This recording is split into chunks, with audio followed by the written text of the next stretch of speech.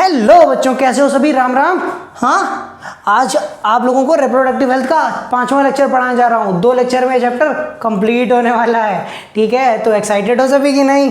तो इस वीडियो में आज हम लोग STIs के बारे में पढ़ेंगे। किसके बारे में? STDs यानी सेक्सुअली ट्रांसमिटेड डिजीज। अच्छा, सेक्सुअली ट्रांसमिटेड डिजीज होती क्या है? वो डिजीज जो सेक्सुअल इंटरकोर्स के थ्रू फैले।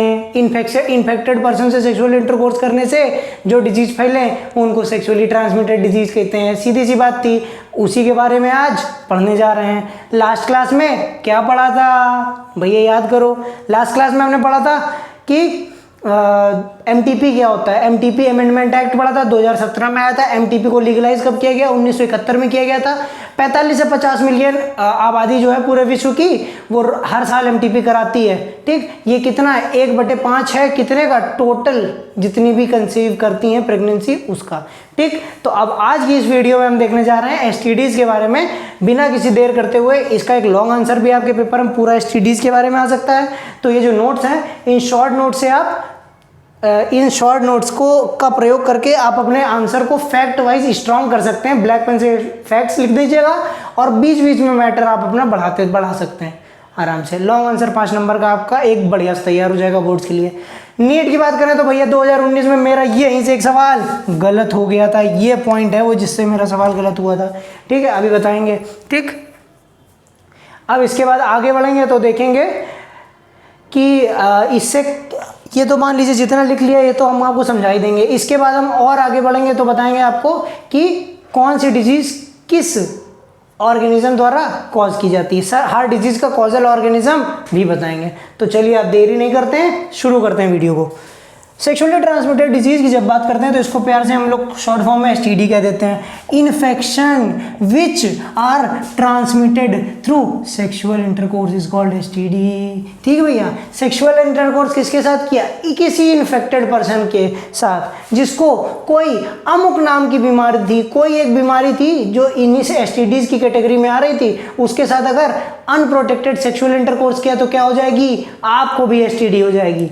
ठीक है, आपको पढ़ाया क्यों जा रहा है? क्योंकि आप भैया 15 से 24 साल के बीच में आते हैं और ये एज ग्रुप जो है ना, ये सेक्सुअली ट्रांसमिटेड डिजीज होने के लिए सबसे ज्यादा प्रोन एज ग्रुप है, मतलब इसमें खतरा ज्यादा है। ठीक, अब बात करेंगे इसी को भैया STI कहते हैं, सेक्सुअली ट्रांसमिटेड इन्फेक्शन।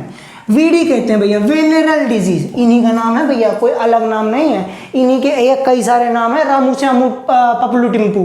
ठीक, अगला नाम है RTI, reproductive tract infection.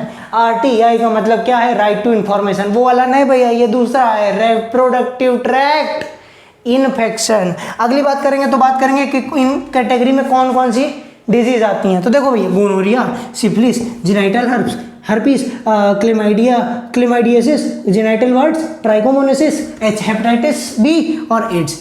Hepatitis B और एड्स। एड्स का फुल फॉर्म जल्दी देखो भैया, एक्वायर्ड इम्यूनो, लिख लेना भैया, डिफिशियंसी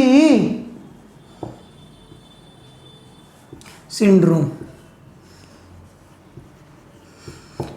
देखो यहाँ पे इंजेक्शन में जेब में बिंदी नहीं लगाई हमने। लो, सिंड्रोम का मतलब क्या होता है? सिंड्रोम का मतलब पहले जान लो। सिंड्रोम का मतलब होता है group of disease. Group of disease, group of disease.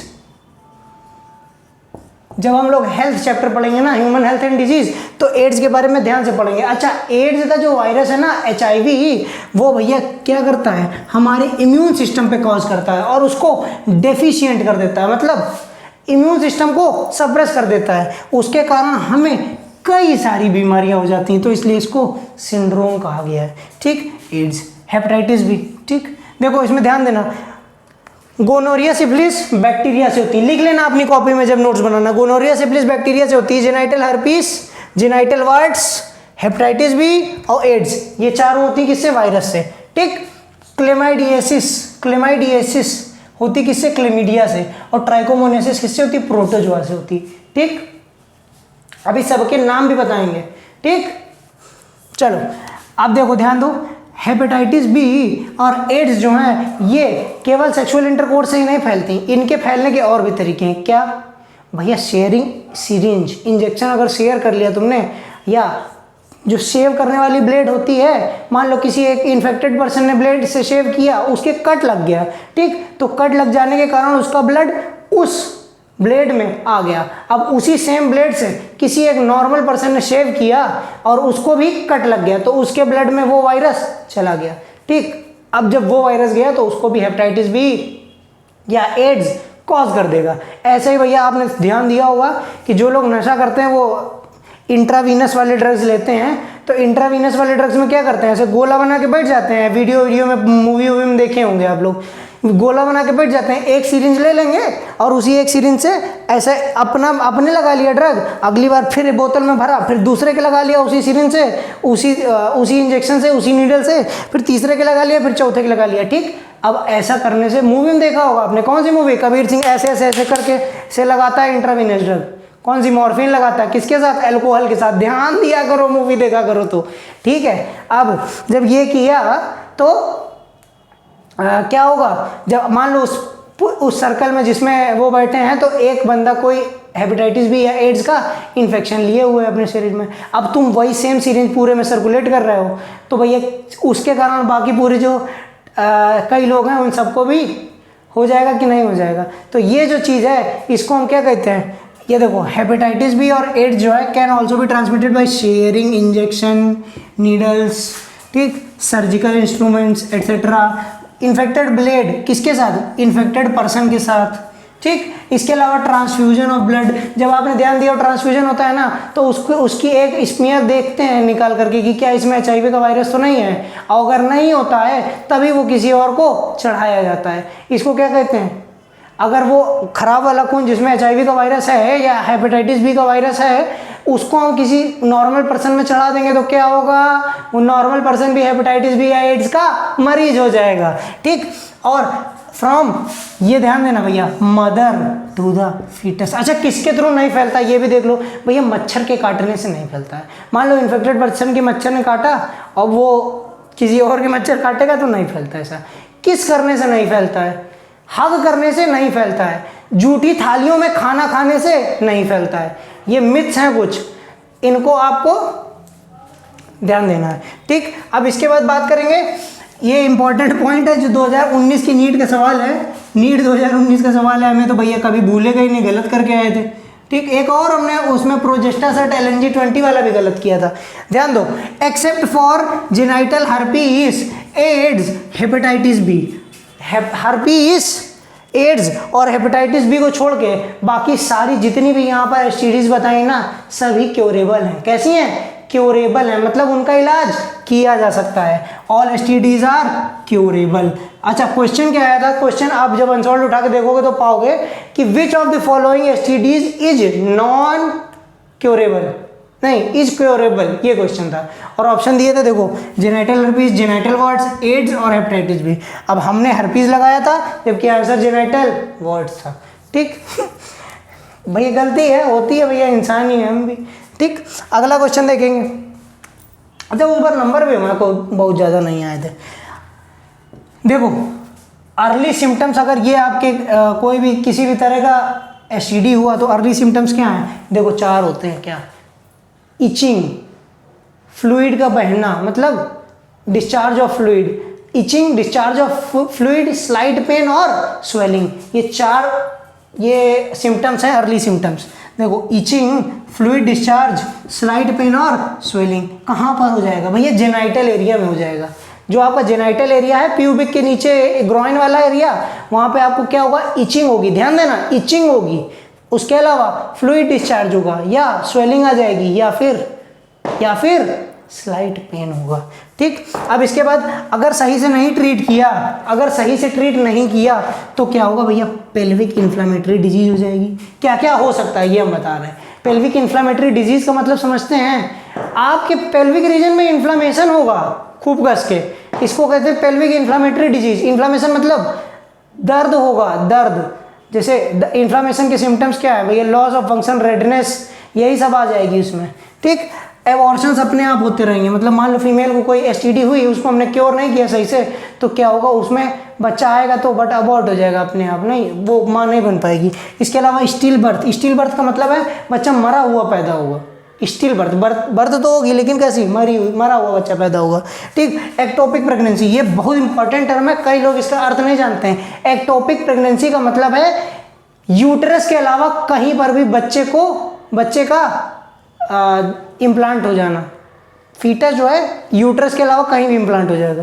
ठीक, तो इसको एक्टोपिक प्रेगनेंसी कहते हैं। इनफर्टिलिटी आ सकती है, मतलब बेबी कंसीव ही नहीं कर पाएगा मदर, और इवन कैंसर भी हो सकता है, यूटेराइन कैंसर हो जाता है, सर्वाइकल कैंसर हो जाता है।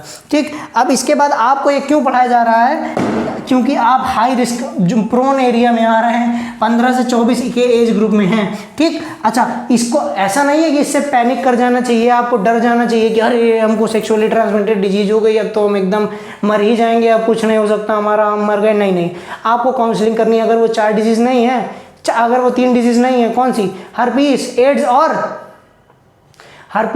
और हेपेटाइटिस बी, तो आपका क्योर मतलब बड़े आराम से वो क्योरेबल है। ठीक, कौन सी, अब इसके लिए आपको करना क्या है, कौन कौन से मेजर्स अपनाने हैं जिससे कि आपको एसटीडीज ना हो भैया। Avoid sex with unknown partner, जिसको आप जानते ना हो, या मल्टीपल पार्टनर, जिसको आप जानते ना हो, या कई सारे, आपको शारीरिक संबंध नहीं बनाने हैं। ठीक, सेक्सुअल इंटरकोर्स कई लोगों से नहीं करना है, या अननोन पार्टनर से नहीं करना है, मतलब अनप्रोटेक्टेड वाले की बात हो रही। ठीक, use condoms while coitus every time, हर क्वाइटस के टाइम पे आप कॉन्डोम्स का यूज़ कर रहे हैं, इससे एसटीडीज भी बचती है। बताया था हमने आपको, वहाँ पर बताया था जब बता रहे थे कॉन्ट्रासेप्टिव्स के बारे में, तो भैया वो बर्थ भी कंट्रोल कर रहा है और एसटीडी से भी बचा रहा है, तो बढ़िया, बेहतर, आइडियल कॉन्ट्रासेप्टिव है। अच्छा, अगर इन केस में आपको डाउट है, इनकेस आपको डाउट है कि हमको एसटीडी हो गई है, तो आप एक किसी क्वालिफाइड डॉक्टर से मिलें, ना कि भाई नीम हकीम के पास जाके कि ऐसा ऐसा हुआ भैया हमको बचाओ, नहीं। तो ये हो गया तुम्हारी एसटीडी वाला टॉपिक खत्म। अब बता देते हैं कौन सी बीमारी होती है। ये तो पता ही है, बैक्टीरिया से हो गया, ये हेपेटाइटिस बी और AIDS, herpes genital warts, hepatitis B और एड्स, ये हो गए किससे, वायरस से। क्लेमिडियासिस क्लेमिडिया से हो गई, और ट्राइकोमोनेसिस, क्लेमिडिया भी एक तरह के उसमें ही आते हैं, मतलब ऑर्गेनिज्म है, लेकिन इनका बहुत ज़्यादा आप लोगों ने पढ़ा नहीं होगा। और ट्राइकोमोनेसिस जो है ये प्रोटोजोआ से होती है। तो ये कौन सी किससे होती है, उनका नाम भी लिखवा दें आप लोगों को, है ना। लिखते चलना साथ में भैया, ठीक है, वीडियो पॉज करके लिखते चलना, तो आपके नोट्स भी बहुत बेहतरीन तैयार हो जाएंगे। साथ ही साथ देखो,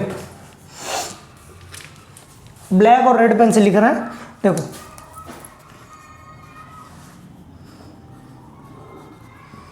गोनोरिया जो है वो जानते हो किससे होती है, नीजेरिया गोनोरी से होती है। किससे, नीजेरिया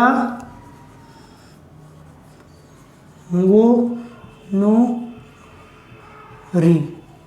देखो स्पेलिंग में मत जाना, ऊपर नीचे हो सकती है, आपको बस इतना लिख देना है, और अगर ऑप्शन आएगा तो टिक कर ले जाओगे। ठीक, इसलिए मैं आपको बता दे रहा हूँ। सिफिलिस जो है ये भैया ट्रिपेनोमा पैलिडियम नाम के बैक्टीरिया से होती है। किससे, ट्रिपेनोमा पैलिडियम। ठीक भैया, आप लोग याद रख पाओ ना रख पाओ तो इसलिए हम लिख देना ये बैक्टीरिया हो गए, बैक्टीरियल एसटीडीज। अब वायरल की बात करेंगे। हेपेटाइटिस बी भैया हर्पीस सिम्प्लेक्स वायरस से होती है। नहीं, ये नहीं, हेपेटाइटिस बी तो भैया हेपेटाइटिस बी के ही वायरस से होगी। हेपेटाइटिस बी वायरस, यही लिखा जाता है इसका, हेपेटाइटिस बी वायरस से होती। ठीक,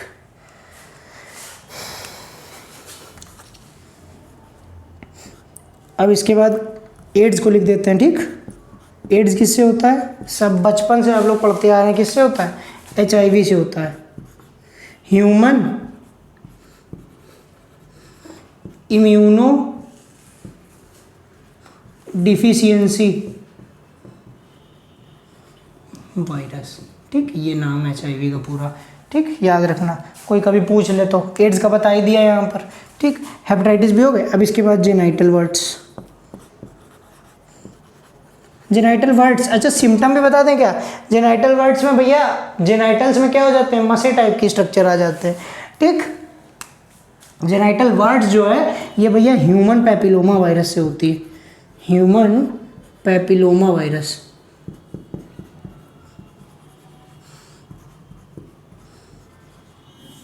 ठीक। जेनाइटल हर्पीस की बात कर लो,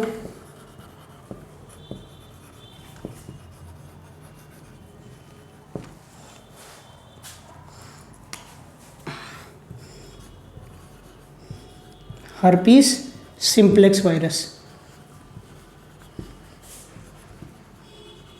ठीक।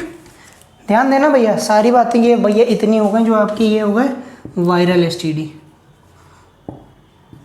वो वाला वायरल नहीं जो आप लोग यूट्यूब पे कर देते हो या फेसबुक पे कर देते हो, हम ही वो खाली वायरल नहीं कर रहे हो, बाकी सबको कर रहे हो, वो वाला वायरल नहीं है ये, ठीक है। वायरस से हो रहे हैं इसलिए वायरल। देखो ये हो गई तुम्हारी बैक्टीरिया की, ये हो गई वायरस की। अब इसके बाद बात करेंगे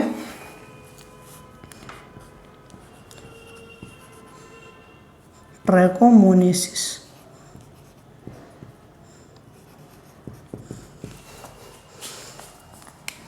ये होती है भैया ट्राइकोमोनास वेजाइनेलिस,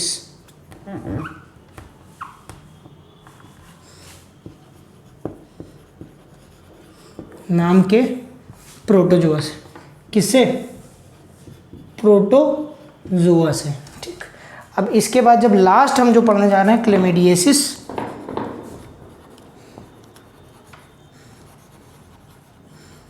ये जानते हैं किससे होती है? ये ट्रैको नहीं होता है, ध्यान देना, ट्राइको होता है, ट्राइकोमोनेसिस। यहाँ पे एक आई लगा होगा, हाँ, ट्राइकोमोनिएसिस है। क्लेमाइडिएसिस जानते हैं किससे होती है? क्लेमीडिया और ट्रैकोमेटस, यहाँ पर ए होता है, इतना याद है हमको।